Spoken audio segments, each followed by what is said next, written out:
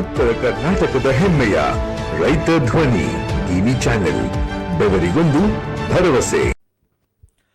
ರೈತ ಧ್ವನಿ ನ್ಯೂಸ್ಗೆ ಸ್ವಾಗತ. ಶ್ರೀ ಗಂಜಿಗಟ್ಟಿ ಚರಮೂರ್ತೇಶ್ವರ ಮಠದ ಕಾರ್ತಿಕೋತ್ಸವಕ್ಕೆ 5,000ಕ್ಕೂ ಹೆಚ್ಚು ಅಧಿಕ ಭಕ್ತರು ಭಾಗಿ. ಗಂಜಿಗಟ್ಟಿ ಚರಮೂರ್ತೇಶ್ವರ ಮಠದಲ್ಲಿ ಪ್ರತಿ ವರ್ಷದಂತೆ ಈ ವರ್ಷವೂ ಸಹಿತ ಶ್ರೀಮಠದ ಗುರುಗಳಾದ ಡಾಕ್ಟರ್ ವೈಜನಾಥ್ ಶಿವಲಿಂಗ ಶಿವಾಚಾರ್ಯ ಮಹಾಸ್ವಾಮಿಗಳ ಸಮ್ಮುಖದಲ್ಲಿ ಕಾರ್ತಿಕೋತ್ಸವ ಜರುಗಿತು. ಈ ನಿಮಿತ್ತ ವಿಶೇಷ ಪೂಜೆ ಹಾಗೂ ದೀಪಾಲಂಕಾರ ನಡೆಯಿತು.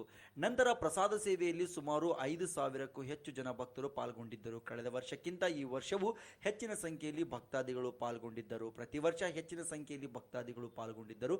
ಇದಕ್ಕೆ ಶ್ರೀಗಳು ಹರ್ಷ ವ್ಯಕ್ತಪಡಿಸಿದರು.